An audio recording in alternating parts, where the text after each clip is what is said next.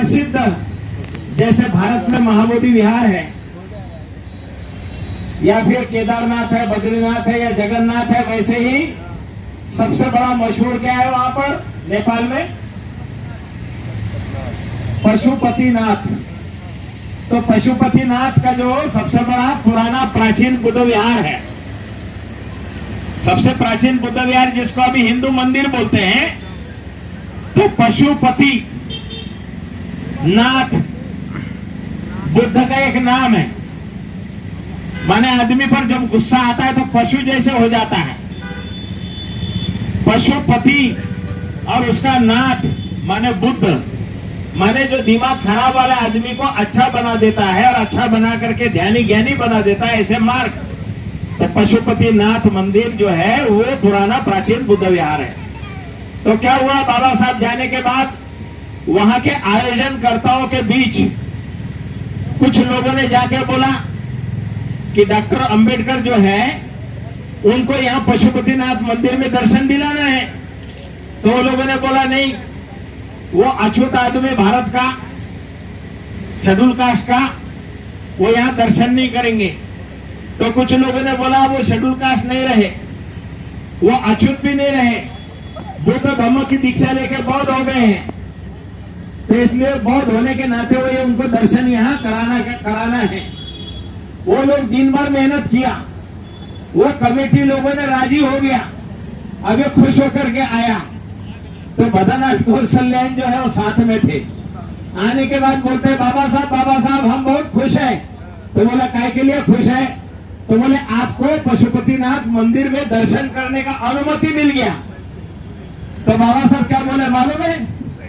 बाबा साहब बोले नत्थि में शरणं अय्यं बुद्धो में शरणं वरं, नत्थि में शरणं अय्यं धम्मो में शरणं वरं, नत्थि में शरणं अय्यं संघो में शरणं वरं।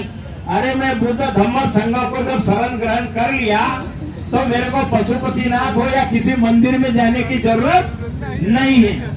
तो भद्रनाथ कौशल्यान मनी मोहन सोचे कि हम दिन भर मेहनत किया और ये इतना महान आदमी है कि बोलता मेरे को कहीं जाने की जरूरत नहीं है, मैं बुद्ध धम्म संघ ही मेरा जो है तीन रत्न मेरा शरण स्थान है।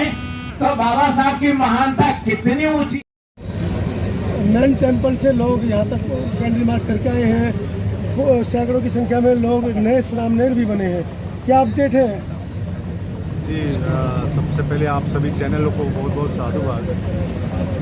जैसे आप जानते हैं कल 4 तारीख से एक धम्मचारिका है जी, पैदल मार्च है पटना की तरफ और पटना पहुंच रहे हैं। हम लोग ज़्यादा नहीं रहेंगे, सिर्फ भिक्षु रहेंगे और कुछ वॉलंटियर रहेंगे। तो इसमें लगभग 400 से 500 भिक्षु रहेंगे और इसका धम्मचारिका कल गया होते हुए हम लोग पैदल मार्च कर रहे हैं। क्या मतलब रास्ते की क्या क्या तैयारियां हैं, कहाँ पहुँचेंगे? मुख्यमंत्री जी के पास सूचना पहुँची है कि हम लोग आ रहे हैं? जी, प्रशासन को जो सूचना है प्रशासन या गया जिले के एज वेल एज पटना के जिले को डीएम को भी दिया गया है और 6 तारीख को हम लोग 5 तारीख को ही रात को पहुंच जाएंगे पटना और 6 तारीख को वहां पर भी धम्मचारिका होगी बुद्ध पूर्णिमा के उपलक्ष्य में, क्योंकि बुद्ध पूर्णिमा 12 मई से है। एक हमारी बौद्धों की जो प्रोग्राम से, वो प्रोग्राम के अनुसार हम लोग नीतीश कुमार जी को भी इनवाइट करने जा रहे हैं, पूरे भिक्षु संघ जा रहे हैं और जो मांग बारंबार हम लोग रख रहे हैं इसको भी संज्ञान में रखने के लिए हम लोग जा रहे हैं। किस तरह की सूचना है? मुख्यमंत्री जी को मैसेज मिल गया है, आप लोग मिलने जा रहे हैं, तो उनकी तरफ से कुछ ऐसा आश्वासन है कि वो भी मिलेंगे आप लोगों से? देखते हैं, हम लोग को सूचना तो चली गई है जी और अच्छी रहेगी यदि हम लोग बैठ के एक बात करें और एक सॉल्यूशन में बातचीत करें, यही हम चाहते हैं। 2 या 3 मार्च को जब आप 2 मोहन पर धरना पर बैठे थे तो मैंने 8वें या 9वें दिन आपसे एक सवाल पूछा था कि परमिशन ली है या नहीं ली है। आपने कहा था कि प्रशासन ने हमको ये जगह दी है, अलॉट की है। तो मैंने पूछा था कि रिटर्न में है या नहीं है। जिस बात का डर था वही हुआ, आपके ऊपर एफआईआर दर्ज हो गई कल आप गए थे 107 में FIR दर्ज हुई आपके ऊपर? ये अभी का इशू नहीं है। जी जी जी। वो जो 12 फरवरी से अच्छा। पहले का उसका इशू है। अच्छा, वो उसका इशू है। वो इशू है। हाँ, लोगों को पता नहीं लग रहा है कि यहाँ पर कुछ अशांत होने का संभावना है। जी। 107 में धारा में यही है। जी। तो हम यहाँ पर अशांत करने नहीं बैठे हैं। आप देख रहे हैं 81 दिन आज कंप्लीट हो चुका है, कितनी शांतिपूर्वक। जी जी। और अपने हम मांग रख रहे हैं, संवैधानिक मांग कोई भी रख सकता है। कल प्रशासन आया था, 1.5 घंटे तक हमारे साथ बैठे। जी। जो पुलिस थे उनको काफ़ी जानकारी दी थी, और क्योंकि प्रशासन के मार्फत ही पहुँचती है, मुख्यमंत्री हो या प्रधानमंत्री हो, तो उनको सूचना दे दी, उनको बता दी गई है। तो पुराना जो हम लोग, क्योंकि 12 फरवरी में भी हम लोग ने परमिशन के लिए 1 महीने पहले दिए हुए